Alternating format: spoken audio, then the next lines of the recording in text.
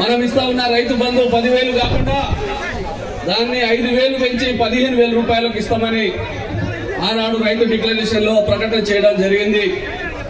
మనం 1,00,000 రూపాయల రుణమాఫీ అంటే 2 లక్షల రూపాయలు ఏకకాలంలో రుణమాఫీ చేసి రైతుల్ని రుణ విముక్తుల్ని చేస్తాం.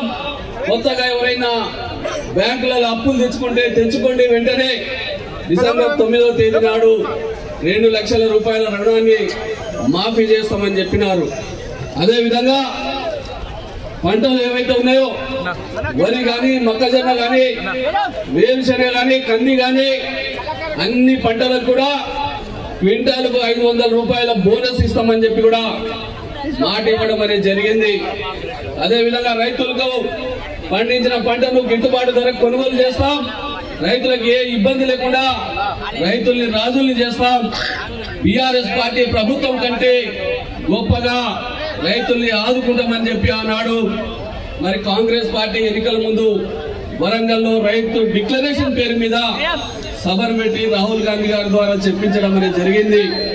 కానీ ఈ రోజు కాంగ్రెస్ పార్టీ ప్రభుత్వం వచ్చింది, డిసెంబర్ 9 పోయింది, అదేవిధంగా మళ్ళీ డిసెంబర్ వచ్చింది, మళ్ళీ జనవరి ఈ రోజు 28వ తేదీకి వచ్చినాం. దాదాపుగా 14 మాసాలు పూర్తయినా కాంగ్రెస్ పార్టీ రైతులకు ఇచ్చిన రైతు రుణమాఫీ 2 లక్షల రూపాయలు పూర్తి స్థాయిలో చేయలేకపోయింది. రైతు భరోసా పేరు మీద ఏదైతే 15,000 రూపాయలు ఇస్తామని చెప్పిరో పోయిన యాసంగి పంటకు మరి కేసీఆర్ గారు జమ చేసిన 17,500 కోట్ల రూపాయలు ఎకరాకు 5,000 రూపాయల చొప్పున ఇచ్చిరే తప్ప ఆనాడు మిగిలిపోయిన 2,500 రూపాయలు ఒక ఎకరాకు. అదేవిధంగా మొన్న వానాకాలం పంటకు వారిస్తామన్న 15,000 రూపాయలు, మళ్ళీ ఈ యాసంగికి 15,000 రూపాయలు, మొత్తం కలిపితే 17,500 రూపాయలు ప్రతి ఒక్క రైతుకు ఒక ఎకరానికి మరి ఈనాడు కాంగ్రెస్ పార్టీ బాకీ పడ్డ విషయాన్ని ఉన్నది. రైతుకు మరి బోనస్ ఇస్తామని 500 రూపాయల అడ్రస్ లేదు, నాణ్యమైన కరెంటు లేదు,